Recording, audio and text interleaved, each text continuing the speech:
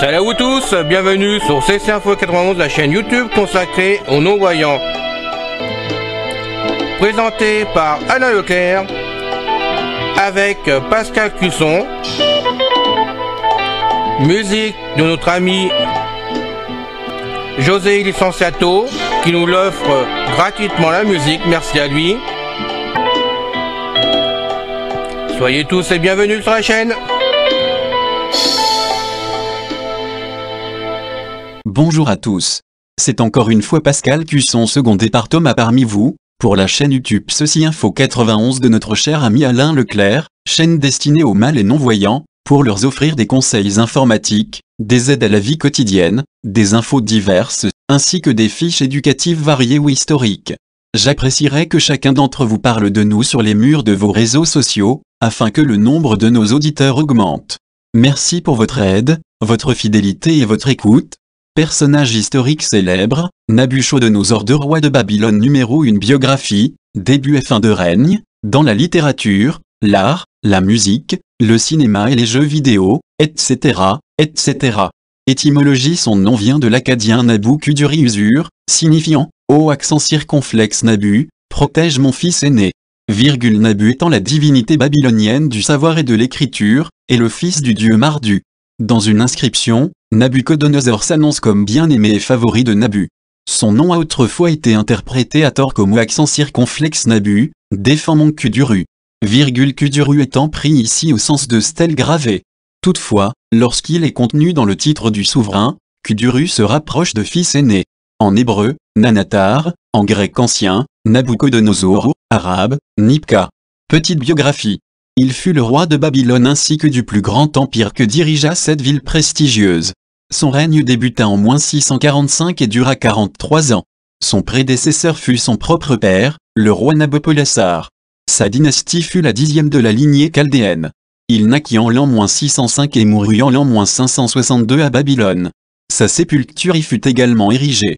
Sa conjointe principale et reine fut Amiti de Médie, pour qui il fit bâtir les célèbres jardins suspendus qui figurent dans les 7 merveilles du monde antique.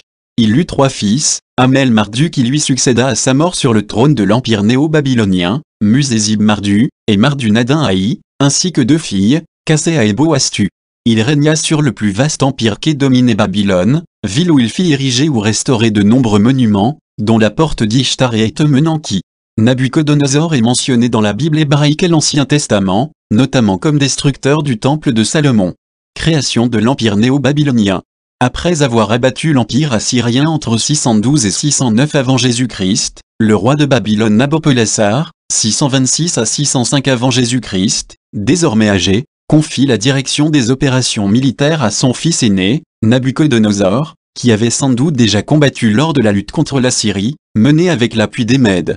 Dans le cadre de la politique de son père, il aurait d'ailleurs épousé la fille, ou petite-fille, du roi Metsiaxar, celle que les sources grecques nomment Amiti, pour laquelle il aurait fait construire plus tard les jardins suspendus de Babylone.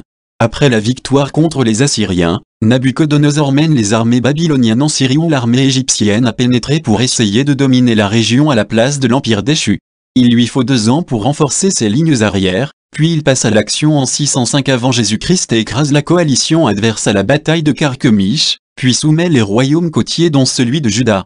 Il doit rentrer à Babylone à la mort de son père vers l'équivalent calendaire du 15 août ou 1er septembre de la même année et couronné comme roi lui succédant vers le 25 septembre. Campagne en Syrie et en Judée. Lorsqu'il devient roi, Nabuchodonosor II ne manque ni d'expérience ni d'ambition. Aussitôt sa prise de pouvoir officialisée, il retourne sur les bords de la Méditerranée, où le souverain d'Ascalon s'est révolté et où il veut aussi affirmer sa domination sur les souverains des royaumes de Phénicie, et également sur le roi de Juda. Mais les Égyptiens sont toujours présents dans la région pour soutenir les révoltes de ces derniers. En 601, le choc entre les opposants, babyloniens d'un côté, égyptiens et alliés de l'autre, a lieu. Nabuchodonosor essuie une défaite, et doit se retirer dans ses forteresses de Syrie. Il décide d'attaquer en Arabie l'année suivante. Puis il retourne au Levant pour recevoir le tribut des souverains de la région. Celui de Juda, Joachim, refuse de payer, et subit la répression. Sa capitale Jérusalem est assiégée puis prise en 597, il perd la vie, et son fils Joachim et les autres notables et lettrés du royaume sont déportés à Babylone. Pour mieux contrôler la région, Nabuchodonosor bâtit un fort à Ribla, au Liban. Mais cela n'empêche pas les rois locaux de continuer à se révolter, et d'être le principal souci du souverain. Une révolte a lieu en Babylonie même en 593, et vite réprimée avec violence. En 589 avant Jésus-Christ, les Égyptiens s'emparent de Gaza, et assiègent Tyr et Sidon. Puis ils forment une coalition avec les Phéniciens, à laquelle se rallie Sédécia, le nouveau roi de Juda, en poste aux ordres de Nabuchodonosor II. Celui-ci revient donc à Ribla, d'où il prépare sa contre-attaque. Il assiège Jérusalem en 588, et après environ 2 ans de siège, la ville tombe.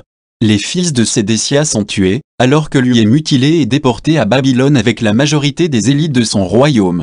Jérusalem est ensuite brûlée. Parallèlement, Tyr est aussi assiégé. La situation met plus de temps à se résoudre, et ce n'est qu'au bout de 13 années que Nabuchodonosor II peut faire entrer ses troupes dans la ville.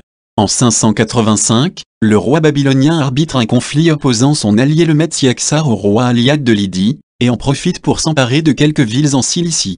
Peu après, la Judée se révolte, 582, ce qui oblige les Babyloniens à y retourner. La situation au Proche-Orient ne s'arrange qu'en 568, lorsque Nabuchodonosor II met en déroute les Égyptiens près de Gaza. Fin de règne et succession. La fin du règne de Nabuchodonosor II est obscure. On sait qu'il meurt en 562 avenue J, C à Babylone, peut-être de maladie. Son fils Amel-Mardu, ou Evil-Merodach, n'occupe le trône que 2 ans avant d'être renversé par le beau-fils de Nabuchodonosor, Nériglissar. Le sommet du pouvoir babylonien après Nabuchodonosor II est caractérisé par une instabilité chronique qui se manifeste par 2 coups d'État en 560 et 556 avenue J, C, et la contestation à laquelle fait face le dernier roi Nabonide. Pour autant, l'empire hérité des conquêtes de Nabuchodonosor et de son père ne se disloque pas, ce qui semble témoigner de la solidité de leur construction politique. En 539 avant Jésus-Christ, Cyrus II de Perse s'empare de Babylone et, par là, de tout son empire. Sur la longue durée, le règne de Nabuchodonosor participe donc au renforcement et à la stabilisation des empires de plus en plus vastes qui dominent le Moyen-Orient à partir du premier millénaire avant Jésus-Christ, entre celui des Assyriens et celui des Perses achéménides. Nabuchodonosor dans la littérature religieuse. Nabuchodonosor II est un personnage de la Bible hébraïque et de l'Ancien Testament. Plus précisément, il est évoqué dans le 2e livre des rois, le 2e livre des chroniques, le livre de Jérémie, le livre de Daniel et le livre de Judith. Dans le livre de Judith, son général en chef est Holoferne. L'image qu'il a laissée dans la culture juive et chrétienne est souvent négative, du fait des sièges de Jérusalem et de la déportation des Juifs en Babylonie qu'il a organisée. Mais il apparaît aussi comme l'instrument de Dieu, un de ceux qui connaît Dieu, et qui accomplit sa volonté en étendant son empire. La tradition musulmane, arabe et iranienne, a également préservé le souvenir de ce roi, sous le nom de Bukhna, largement tributaire de la tradition biblique. Il apparaît avant tout sous l'aspect d'un chef militaire puissant et conquérant. Certains textes le décrivent cependant comme s'intéressant à des questions à la fois spirituelles et morales dans la vie et cherchant l'inspiration divine. Selon Tabari, Nabuchodonosor, dont le nom persan était Buktracha, était d'origine persane, de la descendance de Jdarz. Nabuchodonosor dans la littérature profane. Nabuchodinosaure est une bande dessinée dont le nom du protagoniste est un mot valise entre le Nabuchodonosor II et le mot dinosaure. Nabuchodonosor est un des personnages chats du roman Demain les chats de Bernard Werber. Nabuchodonosor dans les arts l'opéra en particulier. Nebuchadnezzar de Reinhard Kayser, 1704. Nabucco de Giuseppe Verdi, 1842, qui reflète cette vision du personnage, présenté, au départ, comme brutal, belliciste et despotique. Nabuchodonosor dans le cinéma. Nabuchodonosor est l'un des personnages du film muet allemand Jeremia, réalisé par Jean Hillet. En 1922, le roi de Babylone est incarné par Theodore Becker. Le vaisseau dans lequel l'équipage de Morpheu prend place dans le film Matrix s'appelle le Nebuchadnezzar, qui est le nom anglais de Nabuchodonosor. Il apparaît dans le 5e épisode de la série La Bible. Nabuchodonosor dans la gastronomie. Une bouteille de champagne remplie avec le volume équivalent à 20 bouteilles standards, 15 litres, est appelée Nabuchodonosor. Nabuchodonosor dans la politique moderne. Saddam Hussein se considérait lui-même comme étant un successeur de Nabuchodonosor et avait placé l'inscription du roi Nabuchodonosor dans le règne de Saddam Hussein dans les briques des murs de l'ancienne cité de Babylone durant un projet de reconstruction de la ville qu'il a initié. Il a également nommé l'une de ses gardes républicaines d'après Nabuchodonosor. Nabuchodonosor dans la musique. Fred Locke, chanteur de reggae jamaïcain, accompagné du groupe de création Stepper, le cite dans la chanson Born in Slavery, disponible sur l'album Love et Harmony, 1978. Nabuchodonosor dans les jeux vidéo. Nabuchodonosor II est le dirigeant de l'empire babylonien dans le jeu vidéo Civilization V par Firaxis Games, sorti en 2010. Fin de la partie 1 consacrée à ce grand roi. Dans la section 2, nous parlerons de ses nombreux travaux d'embellissement de Babylone et de ses alentours. Fin du podcast, bye bye, ciao. C'est fini les amis. Merci d'être passé sur la chaîne. Je vous dis à bientôt avec Pascal. Pensez à vous abonner, c'est important pour